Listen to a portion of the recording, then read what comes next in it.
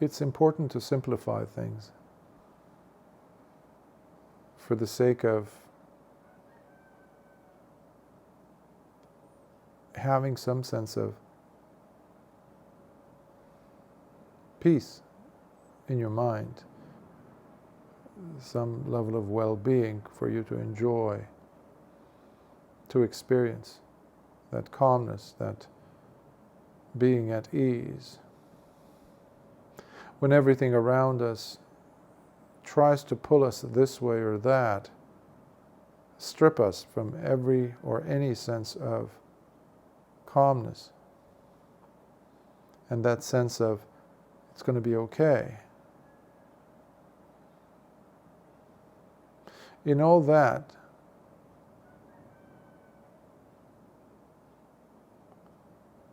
basically it's another term one could use for life. In all of those commotions, it's a 24/7 almost type of a task. It's an engagement, it's an engaged way of living that we all undergo, all of us,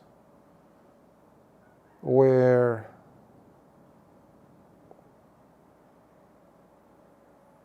what becomes paramount, of extreme importance in fact, is the need for exposure.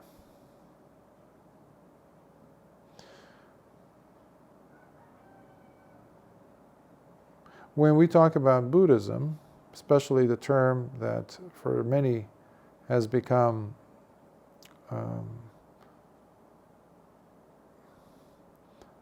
the thing to talk about, an identifying trait of Buddhism as such, that they say, or to defend, whether to defend or to criticize, highlight in some way. And that is not self. Anatta. Anatta is one of the three characteristics that the Buddha declared. The first is anicca, which is the fact of impermanence. All conditioned, compounded things are impermanent. They are transitory. They do not last. The computer you love, the phone that you picked up from the store, the relationship you're in, the career you have, the loved ones, the family, the children, or the job, the position in society, you name it. Whatever you hold dear, including your body, is impermanent. And their functionalities, like the eyes, your respiratory system, for example, your digestive system. All these things are transitory. They are temporary in a sense. They will change. They are changing, in fact. And because of that, you have the second declaration he made, and that is suffering. Dukkha. Dukkha means, yes, suffering, but it doesn't have to be simply seen as suffering in English. It could be seen as the sense of constantly being unfulfilled. Like filling a bucket that has a hole underneath, a big hole. You will not be able to fill it up. Despite all the hopes and all the challenges and all the different things that you have to undergo to fulfill the need to get that bucket to, be filled up. Sooner or later, these conditioned things, because of them being so transitory, so changing, will leave you empty-handed. That's painful. That's suffering. That is suffering. This is not just happening with us, okay? This happens in all forms of life, including in the Buddhist cosmology, for example, the breakdown of the 31 realms of existence, where all life happens in one way or the other. Every single one of us are subject to this. Now, whether people believe in gods or not, there are no absolutes, like absolute God this, or dominion of overlordship of this or that. Heavens or hells to be infinite, they have to be rather forever lasting. Those also go out the window. The possibility for such a everlasting, forever type of a thing. So, without stretching too much into that area, so I mentioned anicca, dukkha, and now the third one, anatta. Anatta is what has been translated often by Western, especially English commentators or translators from the Pali, has been not self or non-self. This is not accurate of a term to be used for anatta. The belief that you have an unchanging essence, a soul that carries over from life to life, from life to life, from situation, even in your same life, in this life, let's say,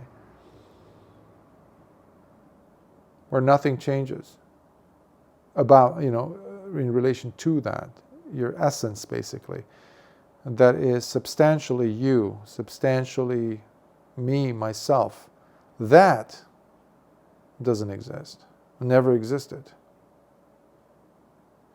And this is where we need to look at the previous two, because these are not detached from one another, these three. Anicca, which is impermanence. The second is dukkha, suffering, unsatisfactoriness. And then the non-substantiality of a permanent self. Now, of course, those are many syllables, right? A mouthful. Anatta is much easier to remember and also to develop an understanding towards. Now, that's what this is. The purpose of this, me providing an answer to this question is to the seeking of acknowledgement, but it's much more than that. It's a thirst, a desire for oneself to be exposed. We like to have ourselves stand out in one way or the other. We seek exposure in one way or the other.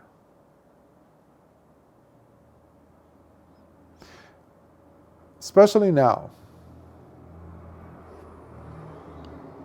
where there's a celebration of the ego, the atta.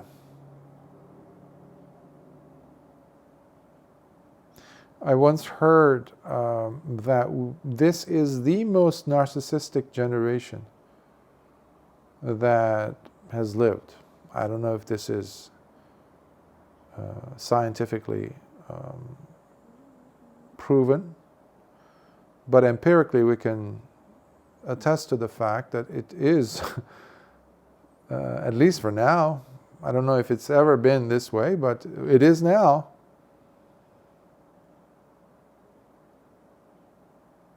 When we are, by the way, atta also refers to truth. It's another synonym. There's another term for, in Buddhism, we have many terms to describe the phenomenon of life in all of its facets. One of the terms that has been used in the Nikayas or by the Buddha is paramatta. Paramatta is, unfortunately, it was sullied by commentators and their lack in understanding over the centuries, where they turned that into a term referring to absolute truth. It simply means higher truth versus common, conventional, mediocre truths, conventional truths. So, atta, anatta, paramatta, atta, anatta. Anatta, an is the antonym. So when we say me, myself, what you're saying is my truth. This is my truth, my perspective, myself, vis-a-vis that truth over there. And usually it's a finger that's pointed a little bit downward from us, from where we are standing on the higher ground. So it's condescending. We're pointing the finger down to that inferior truth over there. Why? Because I am the most important person. My thoughts, my feelings, my sense of self. Now, of course, most people who have some level of consideration won't go around doing that unless the person is truly a megalomaniac. But we have developed skills to hide that. So if you go to Asia, especially in places like India, in some parts of India, you still find them very much so, where it's all about showing off of course, this is not just in India, I've seen it elsewhere, but I've seen it in India quite a lot in my travel, in my pilgrimage there, where you find individuals portraying themselves as being sadhus, portraying themselves as being saintly. You see them outside of India, of course, you have guru this, guru that, to bring the attention to us. Now you don't have to look for somebody looking exotic or ethnically, colorful in a sense. You have this plethora all around us, and ourselves included. So one of the things that we need to look at is our exposure of ourselves to the world. What is it that I'm exposing to the world? Is it worth exposing? Nobody's interested in highlighting their shortcomings. Everybody's trying to sell the good side of themselves. But what's ironic is people who sometimes get exposed for something they've done, they turn it around, because I remember years ago I heard the term, no publicity is bad publicity. I think that's what it is. No, bad publicity is good publicity, something like that. So if you're getting people to talk about this thing, never mind, it's a horrible thing you've done. Never mind. People will read about it, people will look at it, people will listen to it, people will say, oh, I can't believe he or she did that or said that. But in the meantime, you're getting full exposure. Well, guess what that does to the sense of self? It concretizes it even more. It tells the person, yeah, look over there. There's so many people talking about you. There's so many people coming to, I don't know, even pick up pieces of, rocks and toss at you, throw at you. Or they've come to offer you roses. They've come to offer you, make offerings. They've come to respect you, talk about you. Put your name in such big, headlights and billboards. And wow. This is another way of understanding what the Buddha said, that this world is Mara's realm. Mara is the great evil one, the big deceiver. You don't have to think of Mara as an actual person necessarily,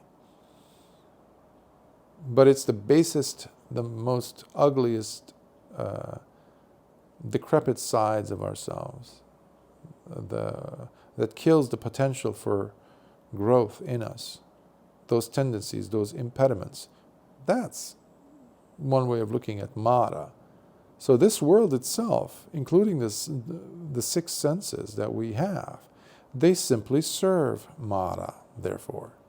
Why? Because they put a veil, they put blindfolds over your eyes so you do not see the fact that there is anicca, the fact that there is this changeability, this transformation, this not just transformation, but transitoriness.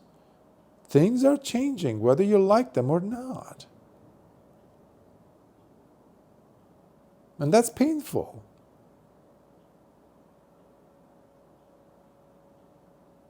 I learned about this judge who was a public figure in America, in the East Coast. I forgot his name.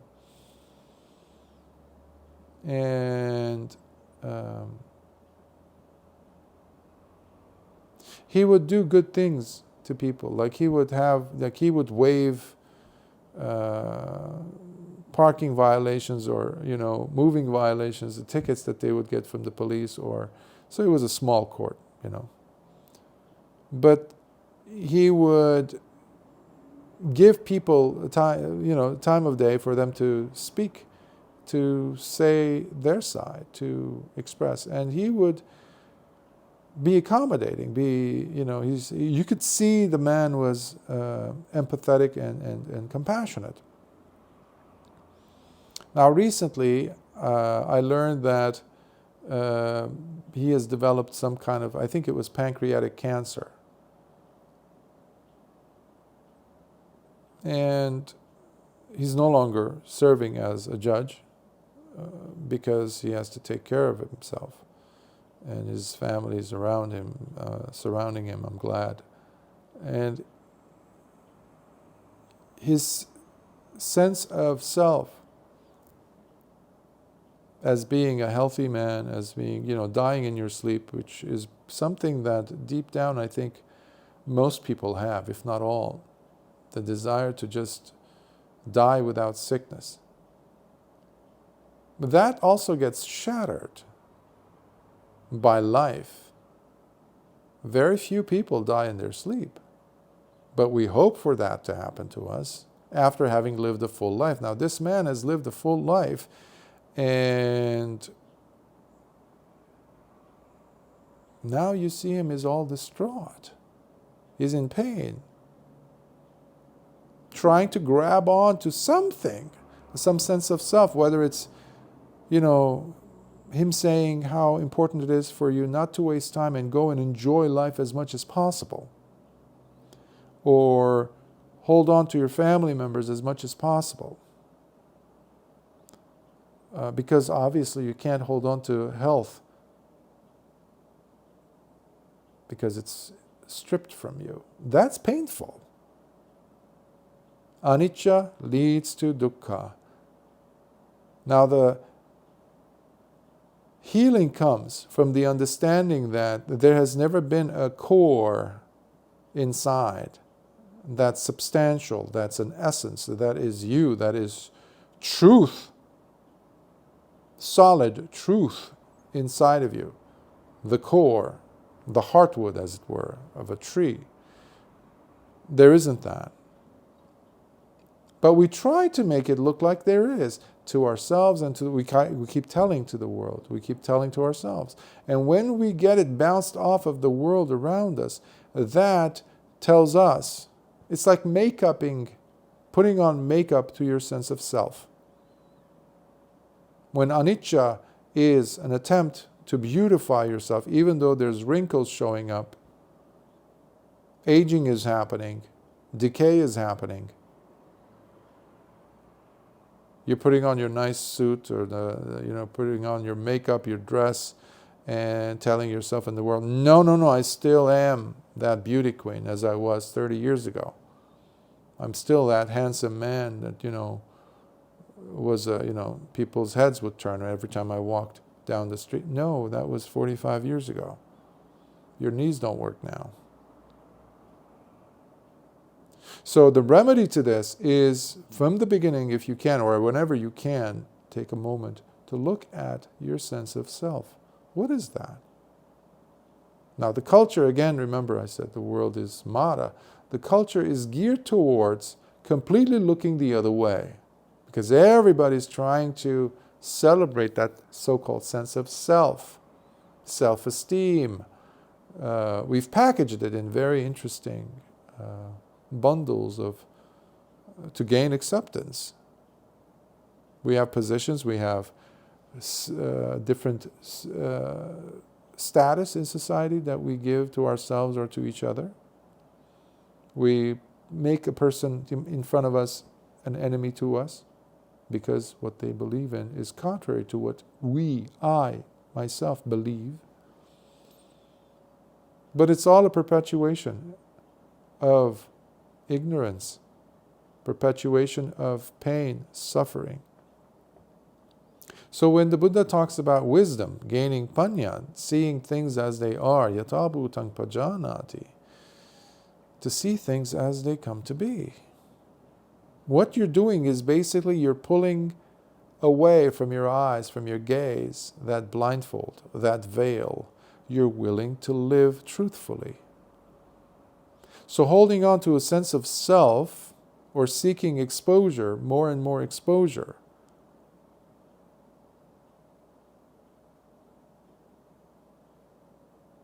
is refusing to tell the truth to yourself, to keep telling yourself that the Easter Bunny exists, Santa Claus exists, an actual being exists who does this, Tooth Fairy exists.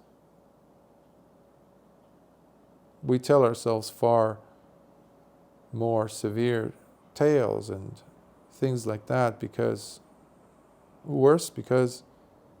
we perpetuate an existence, this short life, even though if it might be 80 years, 100 years, we perpetuate a state of suffering throughout that time instead of having a life that is truly grounded, rooted in understanding, wisdom, which will give you a sense of peace, which is what I began speaking about, right?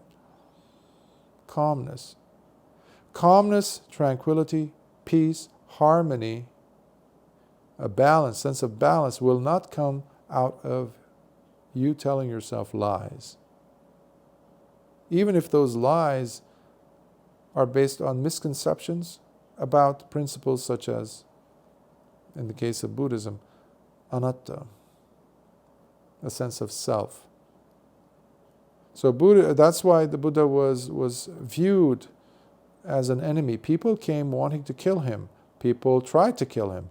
People spread rumors and told lies to kings and powerful people to discredit him.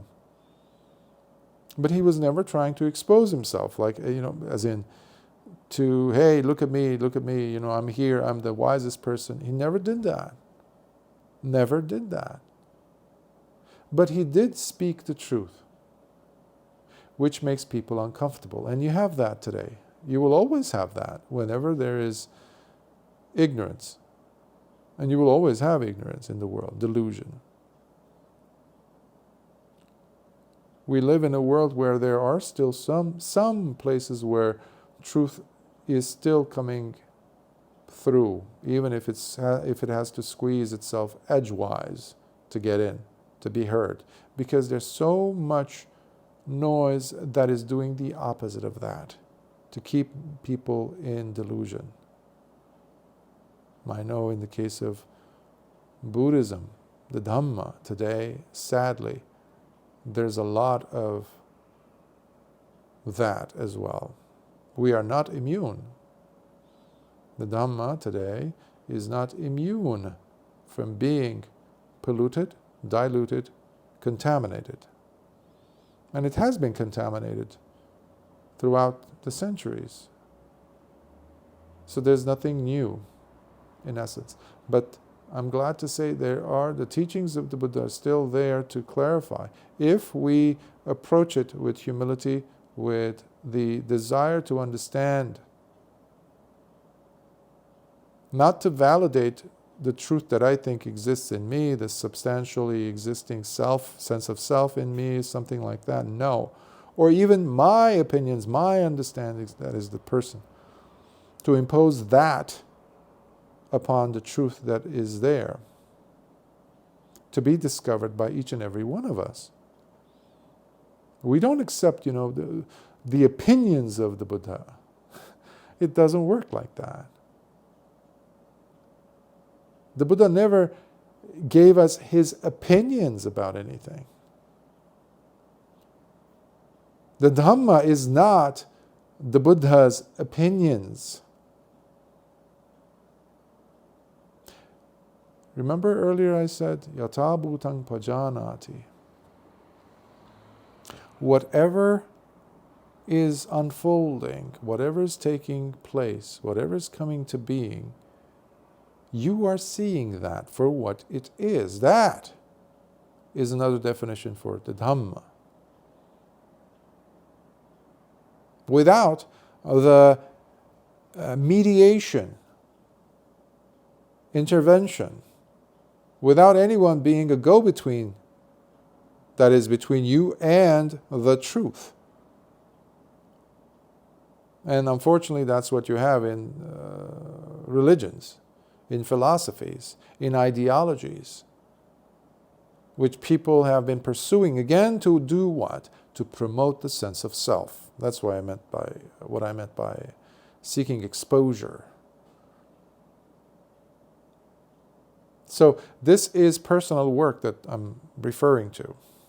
I'm not referring to, just, the Buddha did throughout the suttas, throughout the teachings. That's what you see. That's why it's very difficult today for people to unplug from the world. Because that's the world of exposure. Either others are exposing themselves, so you want to get a piece of the pie to see what's happening in the world, but especially to put yourself out there into the world. That's why everybody's connected online today. Everybody has some channels, some podcast. Everybody has something to say, to expose. What would happen if the phones, the cell phones, all of them shut down? It would be an interesting, curious phenomenon, right? No phones exist. How about the internet shuts down? It's a horrible image for billions of people, right? We don't know what will happen. Oh, life will continue happening.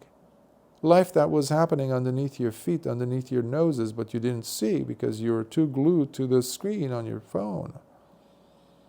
To what other people are saying about this thing that you feel somewhat interested in because others are interested in, and because you want to be seen as somebody who's relevant,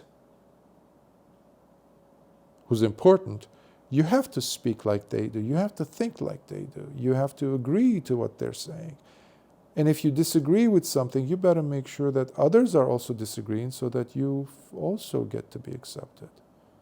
This is another way of looking at the sense of wanting to be, gaining exposure. So you see all these games, these, sadistic, underlying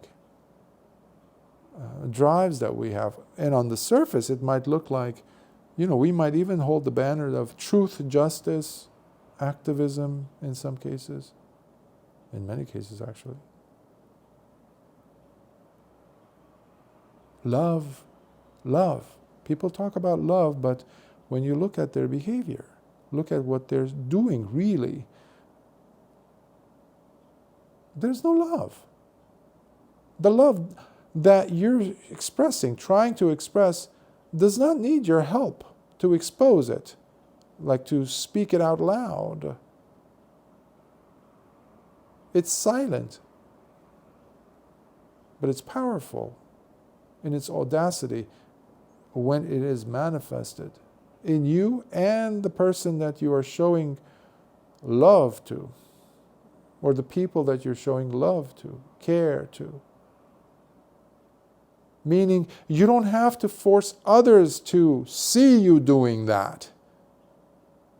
When you care about the environment, you don't have to shake up everything around you, because there is ego there. Again, exposure. Seeking of that. Because the moment you seek exposure. You have left the work. You have left the retreat center, which has to be with you all the time. You working on yourself. Because the truth to be seen is not cumulative. And what I mean by that is, it doesn't depend on someone else seeing it also.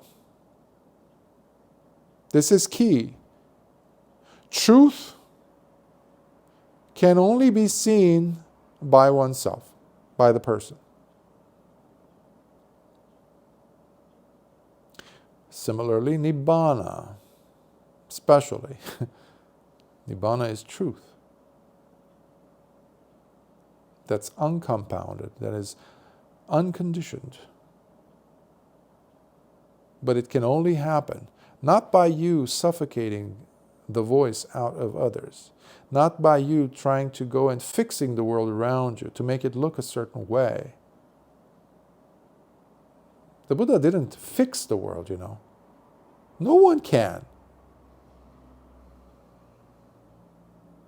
The variability is so, like the conditionality of it is so vast, it's inconceivable. But you can work on yourself, and to the point where you release yourself from these hang-ups, you release yourself from bondage, and you get to see the truth for what it is. You are liberated. That is what we call an arahant, who has experienced full awakening. Now the world around that person, that being, that special being, automatically changes, given their behavior. The massive personality changes that take place all the time in such a being. They don't go around exposing themselves in the sense that, hey, look, hey, hear my words, hear my talks. You have to listen and you have to agree with what I'm saying. No. That's why you will never see arahants on TV. This is controversial, by the way, especially in Buddhist circles, because in order for a person to be an arahant, of course, they have to be a monk or a nun, ordained monastic. They have to be. You can't be an arahant and be a layperson. That doesn't work.